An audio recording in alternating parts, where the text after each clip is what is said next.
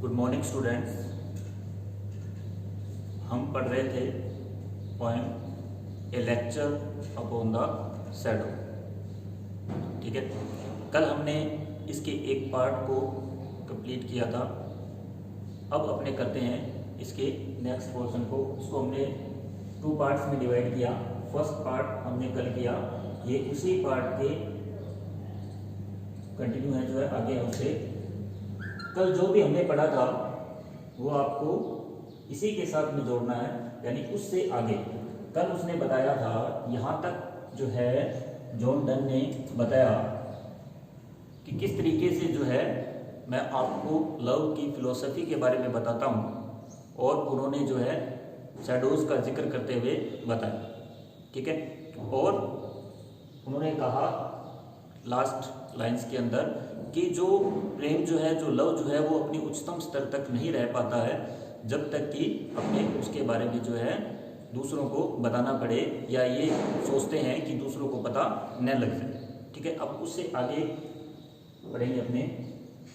Set our loves at this noon stay के सिवाय नहीं, तो इसका मतलब हुआ our loves at this noon stay. अगर हमारा प्रेम जो है इस नून पर स्टे नहीं रहता है, नहीं रुकता है, यानी कि हमारा प्रेम जो इस उच्चतम स्तर पर, इस हाईएस्ट डिग्री को जिसने प्राप्त कर लिया है, अपनी पराकाष्ठा को जिसने प्राप्त कर लिया है, अगर इस स्तर पर वो बना नहीं रहता है, ठीक है, अगर इस स्तर पर वो बना नहीं रहता है का मतलब ये हुआ कि हमारे बीच में कोई मतभेद आ जाते हैं। ठीक है, अगर इस स्तर पर बना नहीं रहता है, नून के बारे में क्यों कहा, नून का जिक्र क्यों किया, क्योंकि उन्होंने जो सेकंड शैडो बताई थी वो नून की शैडो बताई थी, यानी दोपहर का समय जब क्या होता है, परछाई न तो आगे की तरफ बनती है न पीछे की तरफ बनती है, यानी कि ऐसा लगता है कि हम जो है उस परछाई के ऊपर खड़े हैं, हमने उस परछाई को अपने पैरों के नीचे जो है कुचल दिया है, ऐसा लगता है। ठीक है, इसलिए उन्होंने यहाँ पे कहा है कि अगर अपना जो प्रेम जो है वो हाईएस्ट डिग्री यानी कि नून पे स्टे नहीं रहता है, except our loves at this noon stay we shall new shadows make the other way। तो हम क्या करेंगे, न्यू शैडोज बनाएंगे, new shadows make the other way, दूसरी तरफ। ठीक है, अगर हमारा प्रेम इस उच्चतम स्तर पर नहीं बना रहेगा, अगर हमारे बीच में मतभेद आ जाएंगे, तो क्या होगा कि हम दूसरी तरफ क्या बना लेंगे, परछाइयां बना लेंगे। ठीक है, नेक्स्ट है As the first were made to blind others। कहते हैं कि जिस तरीके से जो first were made to blind others, first का मतलब यानी कि जो मॉर्निंग शैडोज का जिक्र किया है, वो फर्स्ट कौन सी, मॉर्निंग शैडोज। ठीक है, यानी कि जब प्रेम स्टार्टिंग अवस्था में था, उस वक्त जो हमारे सामने परछाइयां थी आगे की तरफ, यानी कि जो प्रॉब्लम थी हमारे सामने जिसको हमने फेस किया, ये कहते हैं कि as the first were made to blind others, कि जो फर्स्ट जो थी, जो पहले बनी हुई परछाइयां जो थी, जो मॉर्निंग शैडोज थी, वो किसके लिए, किसको ब्लाइंड करने के लिए थी, अदर्स, दूसरों को, यानी कि दूसरों को भ्रमित करने के लिए थी, दूसरों को अंधा करने के लिए थी। These which come behind will work upon ourselves. लेकिन अब जो परछाइयां बनेगी कम बिहाइंड, जो पीछे की तरफ अब जो परछाइयां बनेगी वो क्या होगी, विल वर्क अपॉन आवरसेल्व्स, वो किसके ऊपर वर्क करेगी, हमारे ऊपर प्रभाव डालेगी। एंड ब्लाइंड आवर आईज, और वो किसको ब्लाइंड कर देगी, हमारी आंखों को ब्लाइंड कर देगी, यानी हमारी सोच को वो क्या कर देगी, अंधा कर देगी। मतलब कि हमारे बीच में क्या आ जाएगा, मतभेद आ जाएगा। इफ आवर लव्स फेंट, अगर हमारा लव क्या होगा, फेंट होगा, यानी कि कमजोर होगा। एंड वेस्टवर्डली डिक्लाइन, और धीरे धीरे वो क्या हो जाएगा, खत्म हो जाएगा।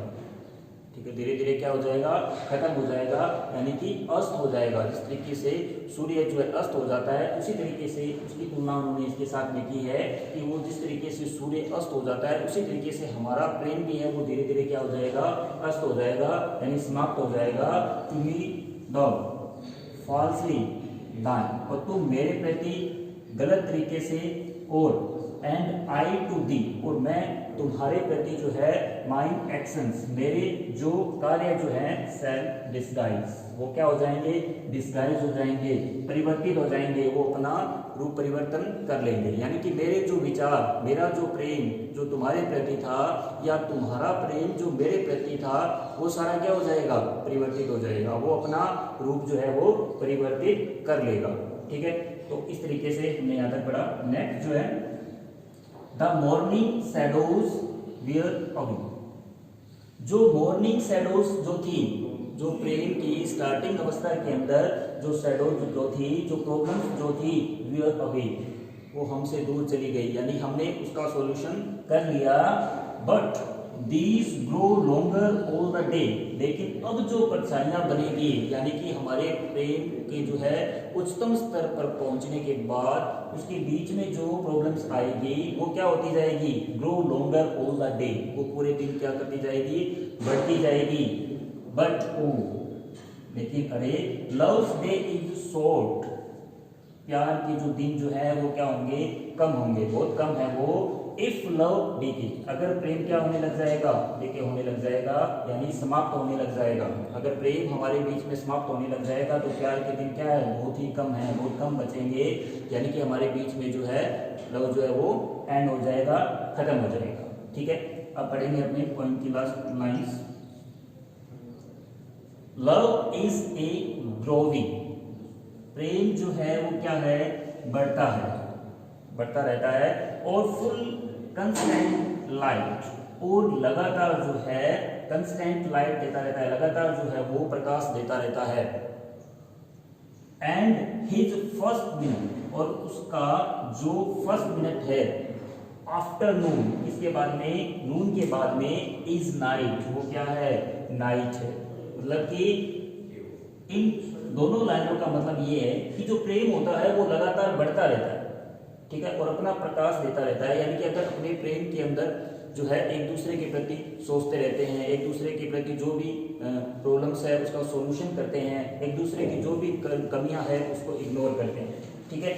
लेकिन आगे वो कहते हैं कि फर्स्ट मिनट जो है, यानी कि जब हमारा प्रेम एकदम उच्चतम स्तर पर पहुंच जाता है और उस वक्त अगर हमारे बीच में कोई प्रॉब्लम्स आ जाती है तो उस कंडीशन में या मतभेद आ जाता है तो उसके बाद का जो समय है ना, आफ्टरनून के बाद का जो समय है ना, वो क्या हो जाएगा, वो नाइट हो जाएगा। यानी वो नाइट का मतलब वो क्या है, उसका अंत हो जाएगा, ठीक है।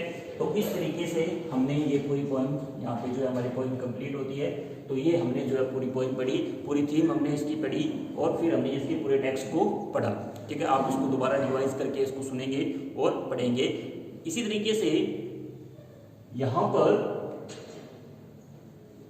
जो क्वेश्चन जो है एग्जाम के अंदर वो किस तरीके के पूछे जाते हैं, वो आपको इस तरीके से मेन थीम के बारे में पूछ लेगा कि इस पॉइंट की थीम क्या है, मेन थीम क्या है, ठीक है, किसके बारे में बताया गया है आपको, तो वो आपको लिखना होगा कि किसके बारे में है, ठीक है।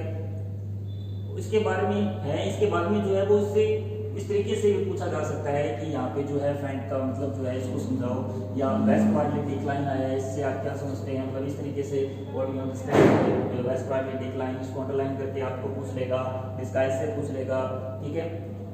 और शैडोज के बारे में पूछ लेगा कि कितने शैडोज के बारे में इसमें बताया गया है, ठीक है, कौन कौन सी हैं उनको डिस्क्राइब करो, ठीक है। तो लव की कौन सी फिलोसफी के बारे में जो है जॉन डन ने बताया है वो बताओ। तो इस तरीके से इसके क्वेश्चन बनेंगे, ठीक है। तो आपको इस तरीके से इसकी पूरी रीडिंग लगानी है और मेन थीम जो है हर एक पॉइंट की आपको जो है याद रखनी है, ठीक है। उसको याद रखोगे तभी उसके क्वेश्चन जो है आपको उसके आंसर करने में जो है आसानी होगी।